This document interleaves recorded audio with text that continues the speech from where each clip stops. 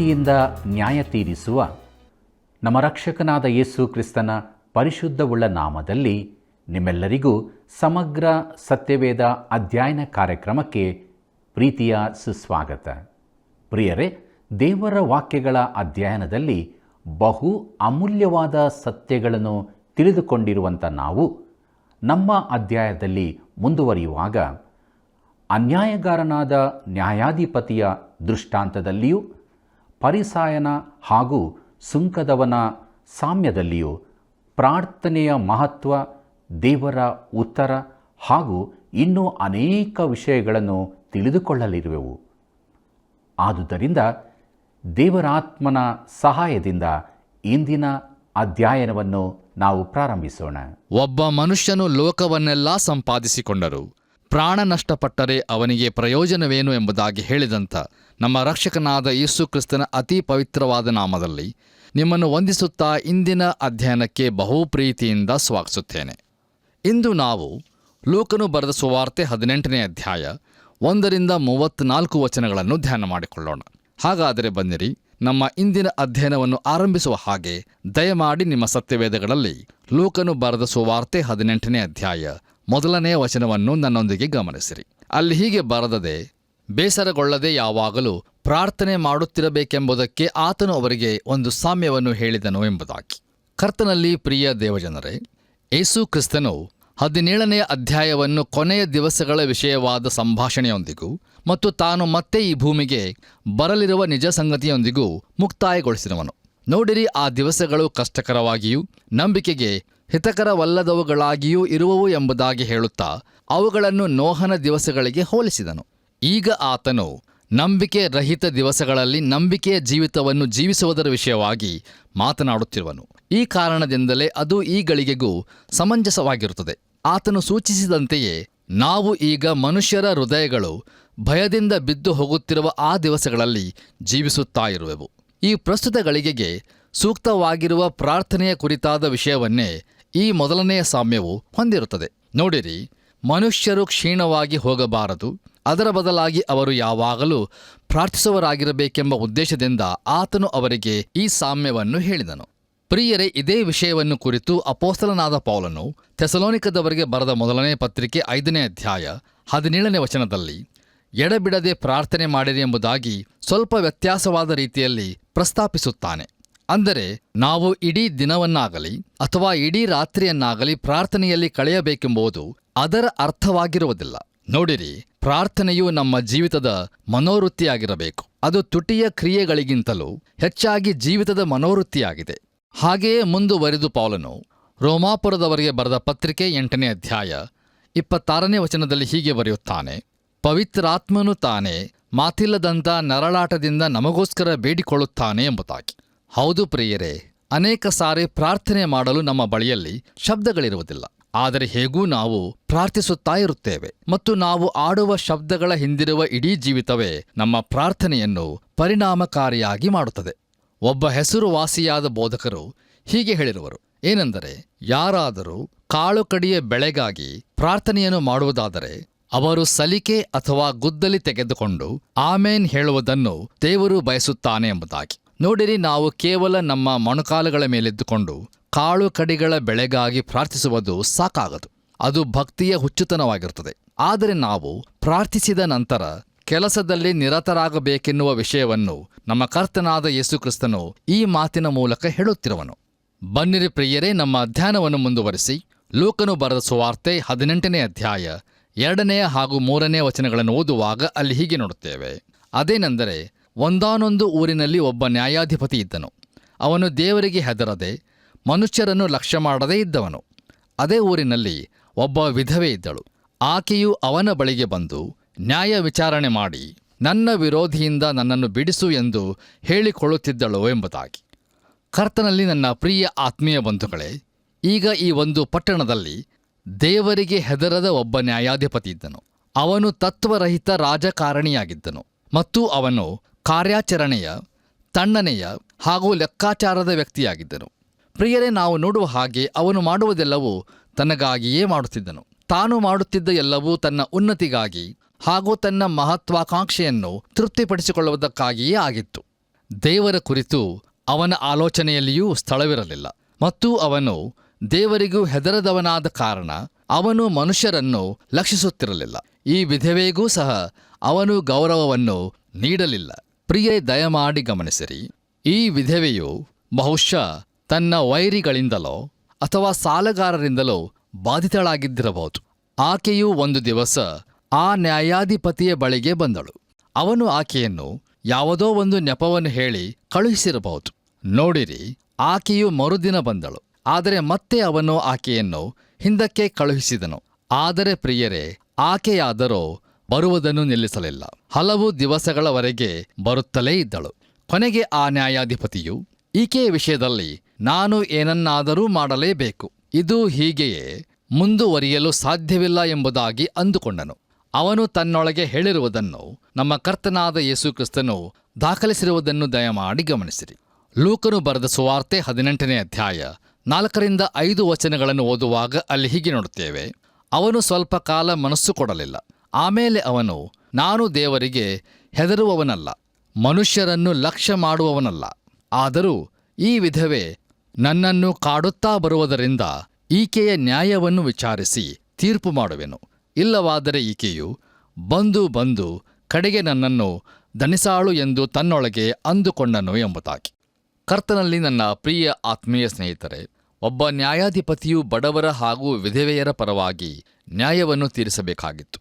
ಆದರೆ ಈ ನ್ಯಾಯಾಧಿಪತಿಯು ಬರೀ ತನ್ನ ಕುರಿತಾಗಿಯೇ ಯೋಚಿಸಿಕೊಳ್ಳುವನಾಗಿದ್ದನು.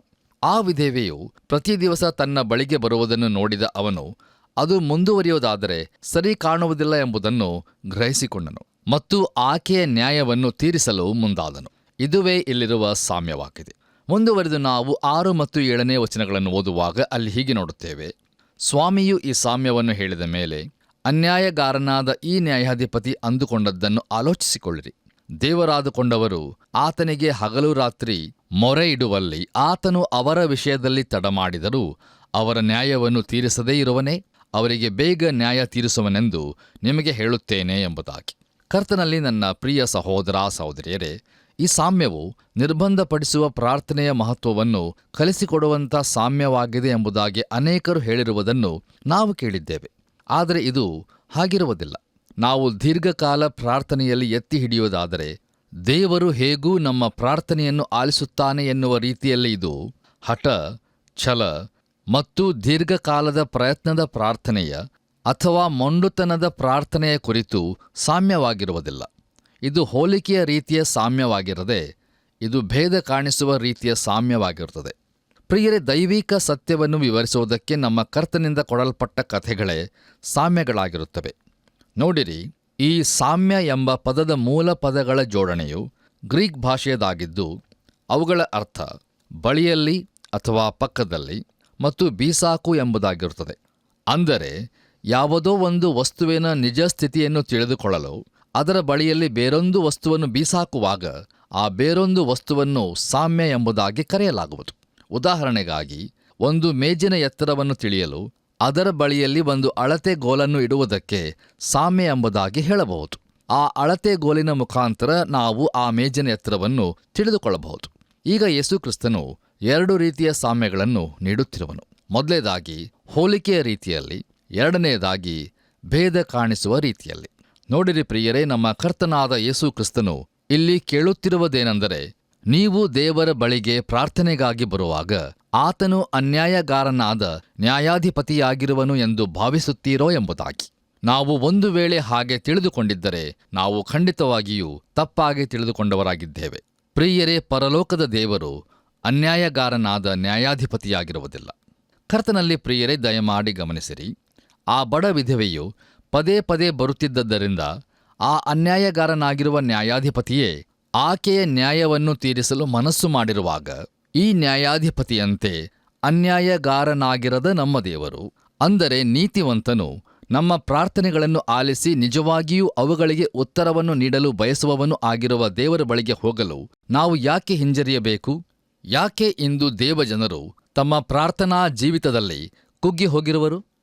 ಆತನು ಈ ನ್ಯಾಯಾಧಿಪತಿಯಂತೆ ಅನ್ಯಾಯಗಾರನಾಗಿರುವುದಿಲ್ಲ ಎಂಬುದನ್ನು ನಾವು ತಿಳಿದುಕೊಂಡಿರುವುದಿಲ್ಲವೋ? ಪ್ರಿಯರೇ, ಆತನು ನಮ್ಮ ಮೊರೆಗೆ ಕಿವಿಗೊಡಲು ಮನಸ್ಸು ಮಾಡಿರುವನು. ಅಥವಾ ಬಯಸುವನು ಎಂಬುದನ್ನು ನಾವು ತಿಳಿದುಕೊಂಡು ಆತನ ಪ್ರಸನ್ನತೆಗೆ ನಾವು ಬರಬೇಕಾಗಿದೆ. ಇದು ನಮ್ಮ ಮನೋವೃತ್ತಿಯಾಗಿದ್ದರೆ ಅದು ನಮ್ಮ ಪ್ರಾರ್ಥನಾ ಜೀವಿತವನ್ನೇ ಮಾರ್ಪಡಿಸುತ್ತಿತ್ತು. ಆದರೆ ಆತನು ಅನ್ಯಾಯಗಾರನಾದ ನ್ಯಾಯಾಧಿಪತಿಯಾಗಿರುವನು. ಆತನನ್ನು ಹಿಡಿದುಕೊಳ್ಳದೆ ಹೋದರೆ ಆತನು ನಮ್ಮ ಮೊರೆಗೆ ಕಿವಿಗೊಡುವುದಿಲ್ಲ ಎನ್ನುವ ರೀತಿಯಲ್ಲಿ ನಾವು ವರ್ತಿಸುತ್ತೇವಲ್ಲವೇ? ದಯಮಾಡಿ ನಮ್ಮನ್ನು ನಾವು ಪರೀಕ್ಷೆ ಮಾಡಿಕೊಳ್ಳೋಣ. ಪ್ರಿಯರೇ, ದೇವರು ಅನ್ಯಾಯಗಾರನಾದ ನ್ಯಾಯಾಧಿಪತಿಯಾಗಿರುವುದಿಲ್ಲ. ದಯಮಾಡಿ ಆಲೋಚಿಸಿ ನೋಡಿರಿ. ಬನ್ನಿರಿ, ನಮ್ಮ ಧ್ಯಾನವನ್ನು ಮುಂದುವರಿಸಿ ಲೂಕನು ಬರೆದ ಸುವಾರ್ತೆ 18ನೇ ಅಧ್ಯಾಯ 9 ಹಾಗೂ 10ನೇ ವಚನಗಳನ್ನು ಓದುವಾಗ ಅಲ್ಲಿ ಹೀಗೆ ನೋಡುತ್ತೇವೆ.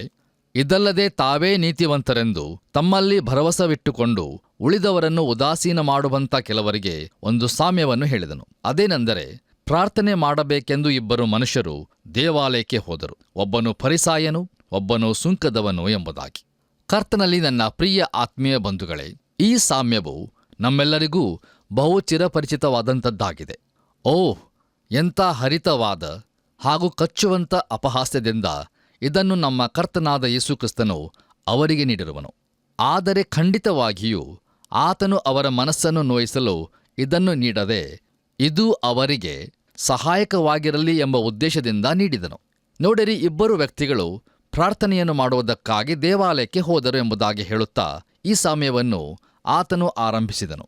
ಸಾಮ್ಯದಲ್ಲಿ ಬರುವ ಆ 2 ವ್ಯಕ್ತಿಗಳು ಯಾರೆಂದರೆ, ಒಬ್ಬನು ಫರಿಸಾಯನು, ಮತ್ತೊಬ್ಬನು ಸುಂಕದವನು. ವಾಸ್ತವಿಕವಾಗಿ ಈ 2 ವ್ಯಕ್ತಿಗಳನ್ನು ಧಾರ್ಮಿಕ ಏಣಿಯ ಮೇಲೆ ಇರಿಸುವುದಾದರೆ ಫರಿಸಾಯನು ಆ ಏಣಿಯ ಮೇಲಿನ ಸ್ಥಾನದಲ್ಲಿ ಇರುತ್ತಾನೆ ಮತ್ತು ಸುಂಕದವನು ಕೆಳಭಾಗದಲ್ಲಿರುತ್ತಾನೆ. ನೋಡಿರಿ ಪ್ರಿಯರೇ, ನಮ್ಮ ಕರ್ತನಾದ ಯೇಸು ಕ್ರಿಸ್ತನು ಸುಂಕದವನ ಕುರಿತಾಗಿ ಸಾಮ್ಯವನ್ನು ಹೇಳುತ್ತಾ ಇಲ್ಲ. ಯಾಕೆಂದರೆ ಆತನು ಪಾಪಿಗಳೊಂದಿಗೆ ಕೆಳಗಡೆಯಲ್ಲಿ ಇದ್ದನು.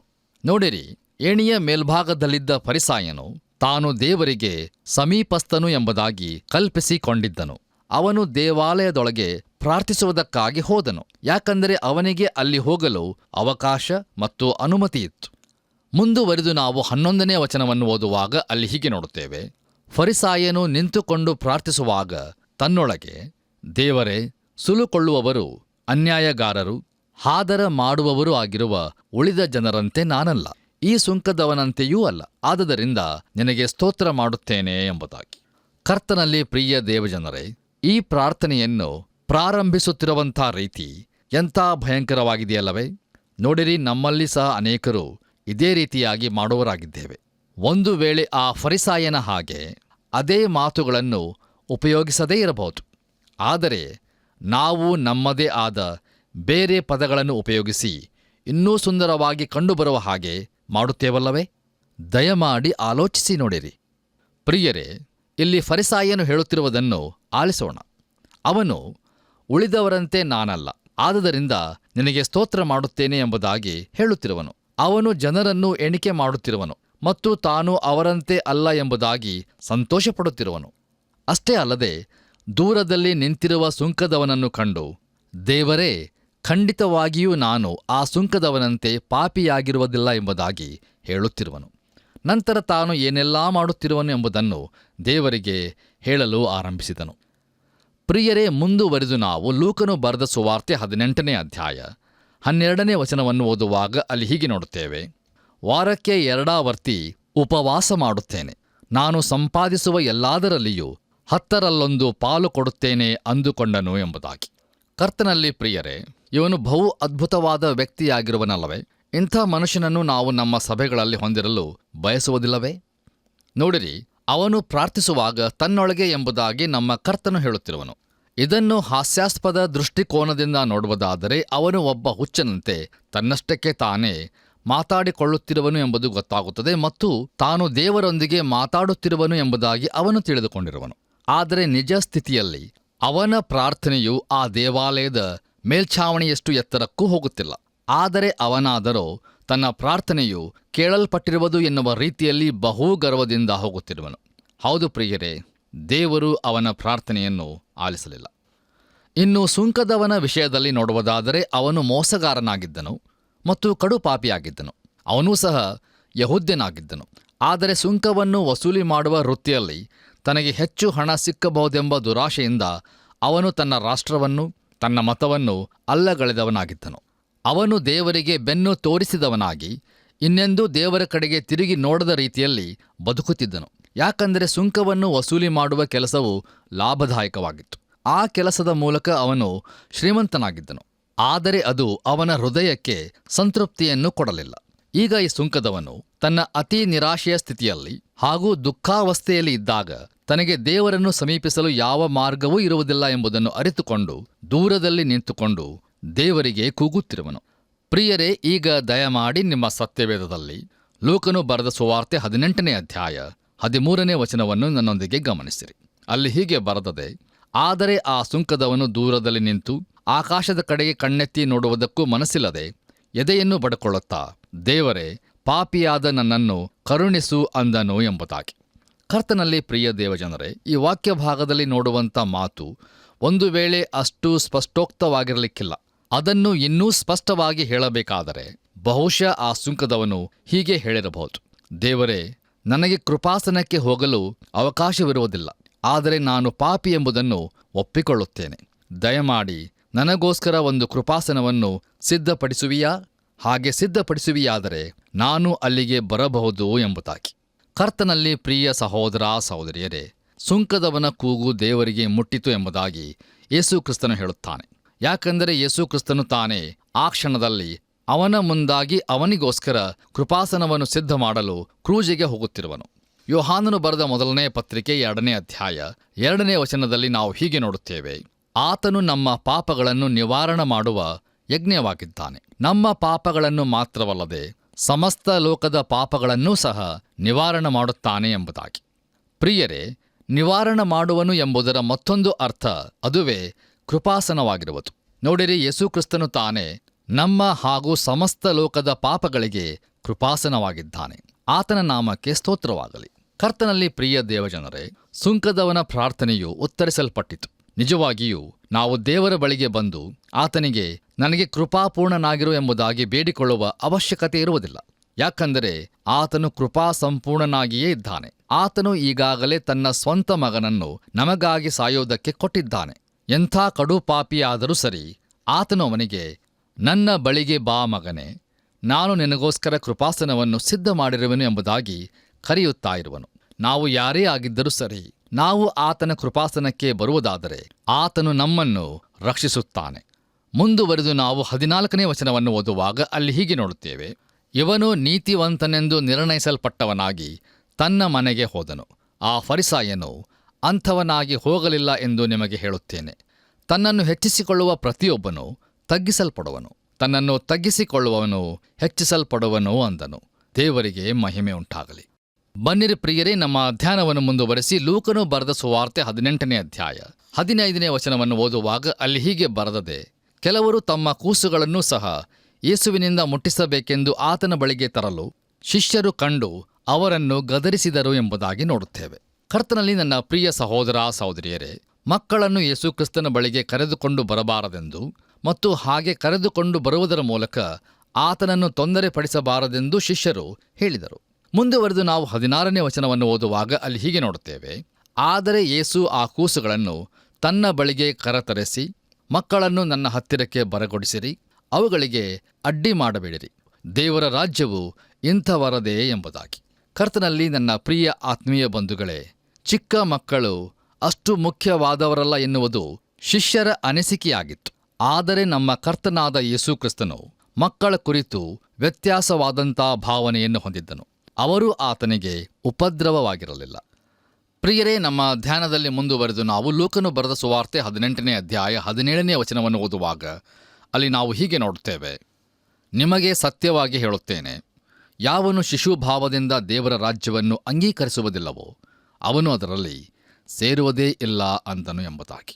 ಕರ್ತನಲ್ಲಿ ನನ್ನ ಪ್ರಿಯ ಆತ್ಮೀಯ ಬಂಧುಗಳೇ, ನೋಡಿರಿ, ಮಕ್ಕಳು ಸಾಮಾನ್ಯವಾಗಿ ಹಾಗೂ ಸ್ವಾಭಾವಿಕವಾಗಿ ಯೇಸು ಕ್ರಿಸ್ತನ ಬಳಿಗೆ ಬಂದರು. ದೊಡ್ಡವರು ಆ ಮಕ್ಕಳನ್ನು ತನ್ನಿಂದ ದೂರ ಇರಿಸಬೇಕೆಂದು ಕ್ರಿಸ್ತನು ಬಯಸಲಿಲ್ಲ.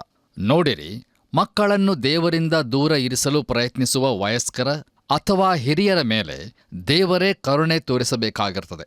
ಯಾಕಂದರೆ ಈ ವಿಷಯದ ಕುರಿತಾಗಿ ಲೂಕನು ಈಗಾಗಲೇ 17ನೇ ಅಧ್ಯಾಯ 2ನೇ ವಚನದಲ್ಲಿ ಅವನು ಈ ಚಿಕ್ಕವರಲ್ಲಿ ಒಬ್ಬನಿಗೆ ತೊಡಕನ್ನೊಡ್ಡುವುದಕ್ಕಿಂತ ತನ್ನ ಕುತ್ತಿಗೆಗೆ ಬೀಸುವ ಕಲ್ಲನ್ನು ಕಟ್ಟಿಸಿಕೊಂಡು ಸಮುದ್ರದಲ್ಲಿ ಹಾಕಿಸಿಕೊಳ್ಳುವುದೇ ಲೇಸು ಎಂಬುದಾಗಿ ಹೇಳಿರುವನು. ಕರ್ತನಲ್ಲಿ ಪ್ರಿಯರೇ, ದಯಮಾಡಿ ಗಮನಿಸಿರಿ. ಮಕ್ಕಳು ಹಿರಿಯರನ್ನು ಹಿಂಬಾಲಿಸಲು ಹಾಗೂ ಅವರಂತೆ ಇರಲು ಪ್ರಯತ್ನಿಸುತ್ತಾರೆ. ಅವರಿಗೆ ಹಿರಿಯರಲ್ಲಿ ಸಂಪೂರ್ಣವಾದ ಭರವಸೆ ಇರುತ್ತದೆ ಮತ್ತು ಹಿರಿಯರು ಹೇಳುವುದೆಲ್ಲವನ್ನು ಅವರು ಮಾಡುತ್ತಾರೆ. ಹೀಗಿರುವಾಗ ಆ ಹಿರಿಯರೇ ಈ ಮಕ್ಕಳನ್ನು ದೇವರ ಬಳಿಗೆ ಕರೆ ತರದಿದ್ದರೆ ಆ ಹಿರಿಯರ ವಿಷಯದಲ್ಲಿ ದೇವರೇ ಕನಿಕರವುಳ್ಳವನಾಗಿರಬೇಕು. ನೋಡಿರಿ ಪ್ರಿಯರೇ, ಮಕ್ಕಳು ಬಿದ್ದು ಹೋಗಿರುವ ಸ್ವಭಾವದಲ್ಲಿದ್ದಾರೆ. ಆದರೆ ಅವರು ಇನ್ನೂ ಹೊಣೆಗಾರಿಕೆಯ ಹಂತಕ್ಕೆ ಬಂದಿರುವುದಿಲ್ಲ. ಅವರು ತಮಗೆ ಸೂಚಿಸಲ್ಪಟ್ಟಂಥ ನಿರ್ಧಾರವನ್ನು ಮಾಡುತ್ತಾರೆ. ಅದುವೇ ಮಕ್ಕಳ ಸ್ವಭಾವ. ಅವರು ಮುಂದೊಂದು ದಿನ ಬೆಳೆದು ದೊಡ್ಡವರಾದಾಗ ತಮ್ಮದೇ ಆದ ನಿರ್ಧಾರಗಳನ್ನು ಮಾಡಿಕೊಳ್ಳುವಾಗ ಸಮಸ್ಯೆಗಳು ಪ್ರಾರಂಭವಾಗುತ್ತವೆ. ಅಲ್ಲಿಯವರೆಗೆ ಬಾಲ್ಯದಲ್ಲಿರುವ ಅವರನ್ನು ಯೇಸು ಕ್ರಿಸ್ತನ ಬಳಿಗೆ ನಡೆಸುವುದು ಹಿರಿಯರಾದ ನಮ್ಮ ಕರ್ತವ್ಯವಾಗಿರುತ್ತದೆ. ಆಗ ಅವರು ಅದರಲ್ಲಿಯೇ ಮುಂದುವರಿಯುತ್ತಾರೆ ಮತ್ತು ಅದರ ಮೂಲಕ ದೇವರಿಗೆ ಮಹಿಮೆ ಉಂಟಾಗುತ್ತದೆ. ಬನ್ನಿರಿ ಪ್ರಿಯರೇ, ನಮ್ಮ ಧ್ಯಾನವನ್ನು ಮುಂದುವರಿಸಿ ಲೂಕನು ಬರೆದ ಸುವಾರ್ತೆ 18ನೇ ಅಧ್ಯಾಯ 18ರಿಂದ 19 ವಚನಗಳನ್ನು ಓದುವಾಗ ಅಲ್ಲಿ ಹೀಗೆ ನೋಡುತ್ತೇವೆ. ಒಬ್ಬ ಅಧಿಕಾರಿಯು ಬಂದು, ಒಳ್ಳೆ ಬೋಧಕನೇ, ನಾನು ನಿತ್ಯ ಜೀವಕ್ಕೆ ಬಾಧ್ಯನಾಗುವಂತೆ ಏನು ಮಾಡಬೇಕು ಎಂದು ಆತನನ್ನು ಕೇಳಲಾಗಿ, ಯೇಸು ಅವನಿಗೆ, ನನ್ನನ್ನು ಒಳ್ಳೆಯವನೆಂದು ಯಾಕೆ ಹೇಳುತ್ತೀ? ದೇವರೊಬ್ಬನೇ ಹೊರತು ಮತ್ತಾವನೂ ಒಳ್ಳೆಯವನಲ್ಲ ಎಂಬುದಾಗಿ. ಕರ್ತನಲ್ಲಿ ನನ್ನ ಪ್ರಿಯ ದೇವಜನರೇ, ಯೇಸು ಕ್ರಿಸ್ತನು ಸ್ವತಃ ತಾನೇ ದೇವರಾಗಿದ್ದರಿಂದ ತನ್ನಲ್ಲಿರುವ ಒಳ್ಳೆಯತನವನ್ನು ಆ ಯವನಸ್ಥನು ಗ್ರಹಿಸಿಕೊಂಡಿರುವನೋ ಎಂಬುದನ್ನು ಕಾಣುವುದರ ಕಡೆಗೆ ಅವನನ್ನು ನಡೆಸುತ್ತಿರುವನು. ಆ ಒಂದು ಕಾರಣದಿಂದಾಗಿಯೇ ತನ್ನನ್ನು ಅವನು ಹಿಂಬಾಲಿಸಬೇಕೆಂದು ಯೇಸುಕ್ರಿಸ್ತನು ಅವನನ್ನು ಒತ್ತಾಯಿಸುತ್ತಿರುವನು. ಅದು ಒಂದು ವೇಳೆ ಶಿಷ್ಯರು ಯೇಸುವನ್ನು ಕ್ರಿಸ್ತನು ಜೀವ ಸ್ವರೂಪನಾದ ದೇವರ ಕುಮಾರನು ಎಂಬುದಾಗಿ ಅರಿಕೆ ಮಾಡಿ ಅಂಗೀಕರಿಸಿಕೊಂಡಂತೆ ಇವನನ್ನೂ ಸಹ ಅಂಗೀಕರಿಸಿಕೊಳ್ಳುವ ಸ್ಥಿತಿಗೆ ನಡೆಸುತ್ತಿದ್ದಿರಬಹುದು. ಮುಂದುವರೆದು ನಾವು 20ರಿಂದ 22 ವಚನಗಳನ್ನು ಓದುವಾಗ ಅಲ್ಲಿ ಹೀಗೆ ನೋಡುತ್ತೇವೆ.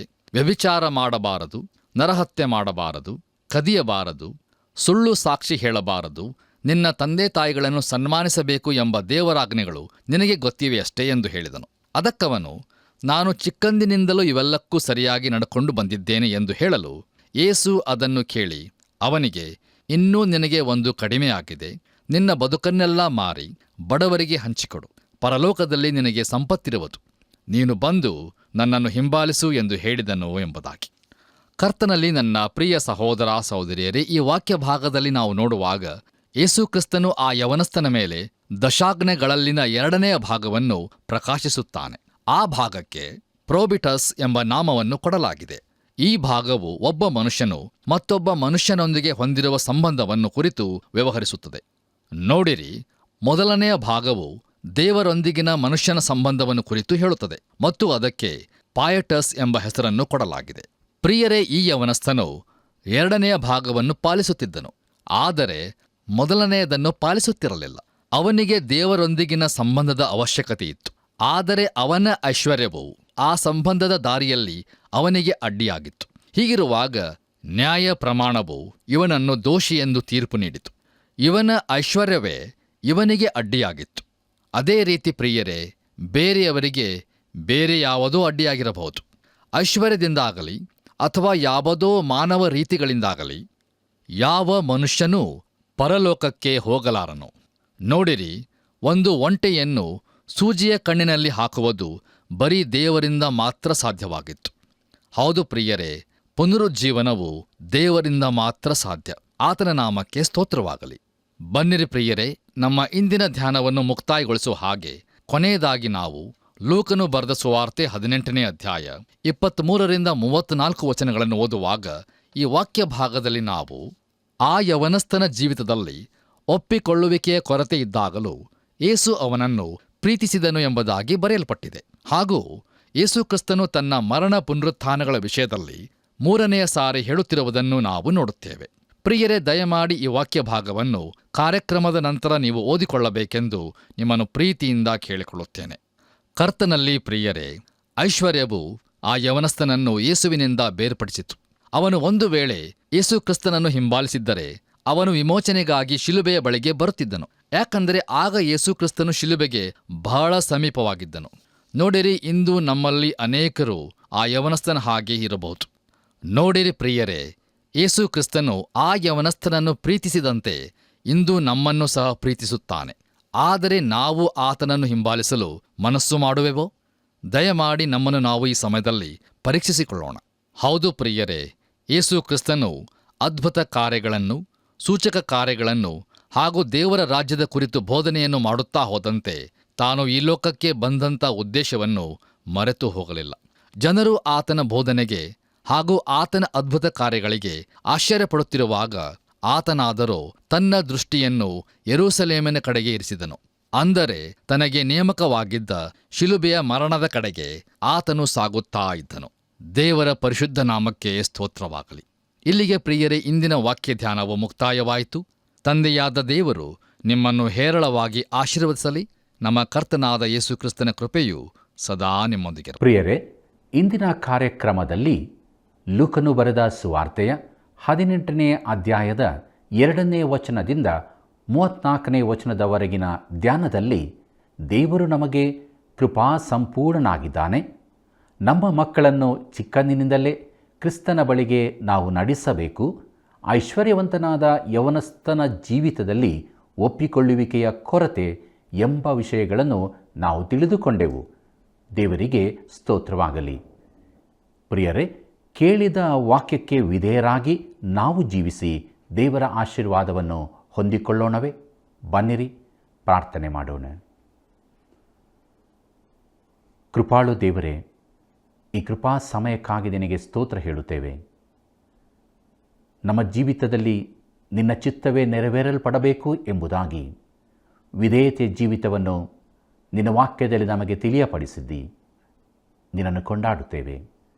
ಅನುದಿನವೂ ನಿನ್ನನ್ನು ಪ್ರೀತಿಸುತ್ತಾ ನಿನ್ನ ವಾಕ್ಯಕ್ಕೆ ವಿಧೇಯರಾಗಿ ನಂಬಿಗಸ್ತರಾಗಿ ಜೀವಿಸೋದಕ್ಕೆ ಸಹಾಯ ಮಾಡು. ಯಾರ್ಯಾರು ಇನ್ನೂ ತಮ್ಮ ಜೀವಿತವನ್ನು ನಿನಗೆ ಒಪ್ಪಿಸಿಕೊಳ್ಳಲಿಲ್ಲವೋ ನಿನ್ನ ವಾಕ್ಯ ಕೇಳಿದಂಥ ಪ್ರತಿಯೊಬ್ಬರ ಜೀವಿತದಲ್ಲಿ ನೀನು ಕಾರ್ಯ ಮಾಡು ಸ್ವಾಮಿ. ಅವರನ್ನು ರಕ್ಷಣೆಗೆ ನಡೆಸು. ಲೋಕದಲ್ಲಿ ನಿನ್ನ ದಿವ್ಯ ಸಮಾಧಾನವನ್ನು ನೆಲೆಗೊಳಿಸು. ನಿನ್ನ ಜೀವಗಳ ವಾಕ್ಯಗಳು ಪ್ರತಿಯೊಬ್ಬರ ಜೀವಿತದಲ್ಲಿ ಕಾರ್ಯ ಮಾಡಿ ಬೆಳಕಿಗೆ ಜನರು ಬರುವಂತೆ ನೀನು ನಡೆಸಬೇಕಾಗಿ ಯೇಸುವೆ ನಿನ್ನ ಮುದಾದ ನಾಮದಲ್ಲಿ ಬೇಡಿದ್ದೇವೆ ತಂದೆಯೇ, ಆಮೇನ್. ಪ್ರಿಯರೇ, ಸಮಗ್ರ ಸತ್ಯವೇದ ಅಧ್ಯಯನವು ನಿಮ್ಮ ಮನಸ್ಸು ಹೃದಯಗಳಲ್ಲಿ ಸಂತೋಷವನ್ನು ತಂದು ನಿಮ್ಮನ್ನು ಬಲಪಡಿಸಿದೆಯಲ್ಲವೇ? ಹಾಗಾದರೆ ಇಂದೇ ನಮಗೊಂದು ಕರೆ ಮಾಡಿ ಈ ಸೇವೆಯನ್ನು ಬೆಂಬಲಿಸುವಿರಾ? ತಿರುಗಿ ನಾವು ಭೇಟಿಯಾಗೋಣ. ವಂದನೆಗಳು.